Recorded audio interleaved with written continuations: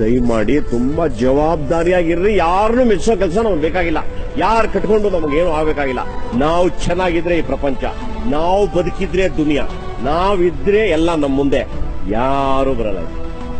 Be careful. ಯಾರು friends ಇಲ್ಲ ಅಂದ್ರೆ ಏನ್ ತಲೆ ಕೆಡ್ಸ್ಕೊಳ್ಳೋದ್ ಬೇಕಾಗಿಲ್ಲ. ನಮಗ್ ನಾವೇ ಫ್ರೆಂಡ್ಸು, ನಮಗ್ ನಾವೇ ಬಂದು, ಆಯ್ತಾ? ಯಾರು ಇಲ್ದೇ ಇರೋರ್ಗೆ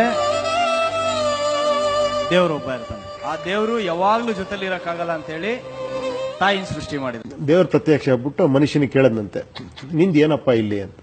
ನಾನು ಹೇಳಿದೆ, ನಂದು ಮನೆ ಇದೆ, ನನ್ನ ಹೆಂಡತಿ ಇದ್ದಾರೆ, ಮಕ್ಕಳಿದ್ದಾರೆ, ಇದೆಲ್ಲ ನಂದೊಂದು ಏನೋ ಒಂದು ಬಿಸ್ನೆಸ್ ಇದೆ, ಅದೆಲ್ಲ ನಿಂದಲ್ಲಪ್ಪ. ಅವರೆಲ್ಲ ಇರೋರ್ಗಷ್ಟೇ, ಹೋಗ್ಬಿಟ್ರೆ ಅವ್ರು ಯಾರು ನಿನ್ನೋರಲ್ಲ. ನಿಂದು ಅನ್ನೋದೇನು ಅಂತ. ನಂದು ಅನ್ನೋದೇ ನನ್ನ ಬಾಡಿ ಅನ್ನಂತೆ. ಬಾಡಿನೂ ನಿಂದಲ್ಲಪ್ಪ, ನೀನ್ ಸತ್ರೆ ಅದನ್ನು ಊತಾಕ್ಬಿಡುತ್ತೆ. ನಿಂದು ಅನ್ನೋದೇನು?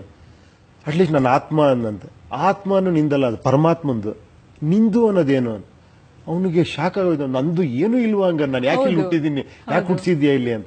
ಅವಾಗ ದೇವ್ರು ಹೇಳೋದಂದ್ರೆ, ಒಂದೊಂದು ಕ್ಷಣನೂ ನಿಂದಿದು. ನೀನು ಬದುಕ್ತಿರೋ ಒಂದೊಂದು ಕ್ಷಣಗಳಿದೆಯಲ್ಲ, ಒಂದೊಂದು ಮೊಮೆಂಟ್ ಇದೆಯಲ್ಲ, ಅದು ನಿಂದು, ಅದನ್ನ ಅನುಭವಿಸುವಂತ.